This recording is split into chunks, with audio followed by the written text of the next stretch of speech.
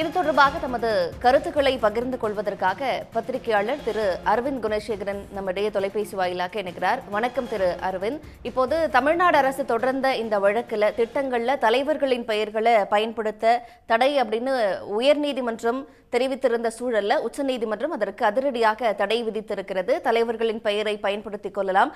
அதே நேரத்தில் AIADMK MP CV. சண்முகத்திற்கும் சரமாரியான கேள்விகளையும் எழுப்பியிருக்கு. உங்களுடைய முதற்கட்ட பார்வை என்ன?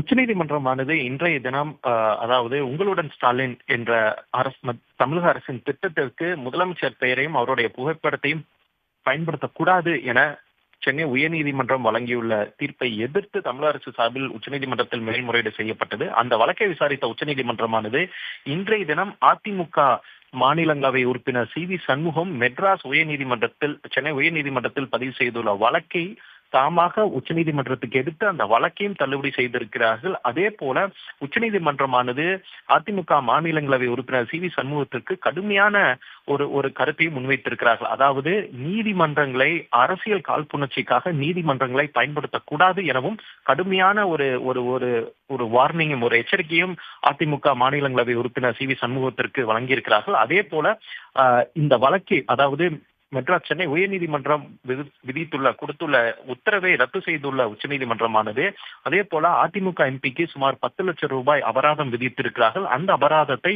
ஒரு வாரத்திற்குள்ளாக அதிமுக எம்பி சி.வி. சண்முகம் தமிழக அரசுக்கு வழங்க வேண்டும். அந்த 10 லட்சம் ரூபாயை ஏதாவது ஒரு அண்டர் பிரிவிலேஜ் அதாவது ஏழை திட்டங்களுக்கு ஏழை மக்களின் திட்டங்களுக்கு நல்வாழ்வு திட்டங்களுக்கு அந்த 10 லட்சம் ரூபாயை பயன்படுத்திக் கொள்ளலாம் எனவும் உச்சநீதிமன்றம் தீர்ப்பாக வழங்கியிருக்கிறது. அதாவது அரசு திட்டங்களுக்கு முதலமைச்சர் பெயரையோ புகைப்படத்தையோ பயன்படுத்துவதில் எந்த தடையும் இல்லை, பயன்படுத்திக் கொள்ளலாம் என உச்சநீதிமன்றம் அனுமதி வழங்கியிருக்கிறார்கள். அதே போல இது போன்ற ஒரு அரசியல் காழ்ப்புணர்ச்சி வழக்குகளை நீதிமன்றத்தில் பதிவு செய்யக்கூடாது, இது போன்ற அரசியல் பிரச்சனைகளை நீதிமன்றத்துக்கு எடுத்துட்டு வரக்கூடாது எனவும் ஒரு எச்சரிக்கையும் அதிமுக எம்பிக்கு உச்சநீதிமன்றமானது இன்றைய தினம் வழங்கியிருக்கிறது. எனவே இது திமுகவுக்கும் அதே போல தமிழக அரசுக்கும் ஒரு பெரும் வெற்றியாகத்தான் பார்க்க வேண்டும். அதே போல அரவிந்த், விசாரணையின் போதே வாதங்கள் ரொம்ப சுவாரஸ்யமா இருந்ததையும் கவனிக்க முடியுது. இப்போ அதிமுக ஆட்சி காலத்திலும் கூட அம்மா அப்படிங்கிற பெயரும் புரட்சி தலைவர் தலைவி போன்ற பெயர்கள் எல்லாம் பயன்படுத்தப்பட்டன. அது தொடர்பான வாதங்கள் எல்லாம் கூட தமிழ்நாடு அரசு தரப்புல முன்வைக்கப்பட்டது. இந்த வாத பிரதிவாதங்கள் எப்படி இருந்தது?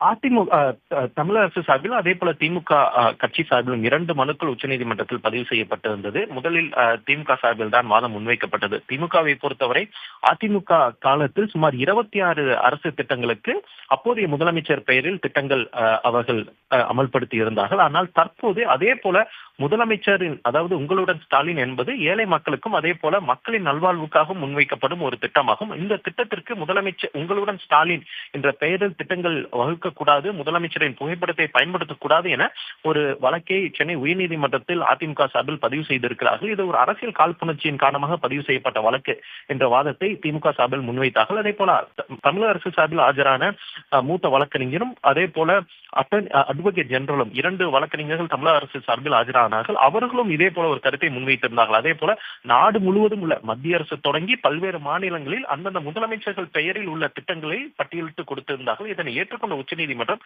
AIADMK MP CV. சண்முகம் சார்பில் ஆஜரான வழக்கறிஞரிடம் உங்களுடைய ஆட்சி காலத்தில் நீங்கள் அமைச்சராக இருந்த போது அதிமுக ஆட்சியில் நீங்கள் 2011 2021 வரை நீங்கள் அதிமுக ஆட்சியில் அமைச்சராக இருந்த போது எத்தனை திட்டங்கள் அப்போது முதலமைச்சர் பெயரில் நடைமுறைப்படுத்தப்பட்டது, எத்தனை திட்டங்களில் அப்போது முதலமைச்சர் புகைப்படம் இருந்தது. எனவே இதை அனைத்தையும் உங்களுடைய கருத்தில் இருக்கிறது. இதனையும் தாண்டி இது போல ஒரு தவறான வழக்கை அதாவது ஒரு மலிஷியஸ் அதே போல ஒரு பேசிஸே ஒரு முகாந்திரமே இல்லாத ஒரு வழக்கை எப்படி நீங்கள் சென்னை உயர்நீதிமன்றத்தில் தாக்கல் செய்தீர்கள், இதிலிருந்தே உங்களுடைய மோட்டிவ் இந்த வழக்கில் நீங்கள் ஏன் தாக்கல் செய்தீர்கள் என்ற ஒரு கேள்வியும் உச்சநீதிமன்றம் முன்வைத்திருக்கிறது. அதாவது இந்த வழக்கில் நீங்கள் தாக்கல் செய்வதற்கு பின்னால் ஒரு மோட்டிவ் இருக்கிறது, ஏதேனும் ஒரு காரணம் இருக்கிறது.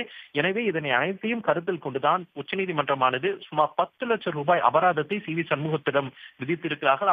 அவர் சி.வி. சண்முகம் ஒரு வாரத்திற்குள்ளாக இந்த 10 லட்சம் ரூபாய் தமிழக அரசுக்கு வழங்க வேண்டும். எனவே உச்சநீதிமன்றம் மீண்டும் அடிக்கோடிட்டு இருப்பது அரசியல் காழ்ப்புணர்ச்சிக்காக உயர்நீதிமன்றத்திலோ நீதிமன்றத்திலோ இது போன்ற வழக்கை பதிவு செய்யக்கூடாது. இது போன்ற வழக்கை பதிவு செய்து பொலிட்டிக்கல் ஸ்கோர்ஸ் அதாவது அரசியல் பிரச்சனைகளை நீதிமன்றத்துக்கு எடுத்துட்டு வரக்கூடாது என்ற ஒரு கடுமையான எச்சரிக்கையும் உச்சநீதிமன்றமானது வழங்கியிருக்கிறது. கருத்துக்களுக்கு மிக்க நன்றி திரு அரவிந்த். உடனுக்குடன் செய்திகளை தெரிந்து கொள்ள சன் நியூஸ் பெல் ஐகானை கிளிக் பண்ணுங்க.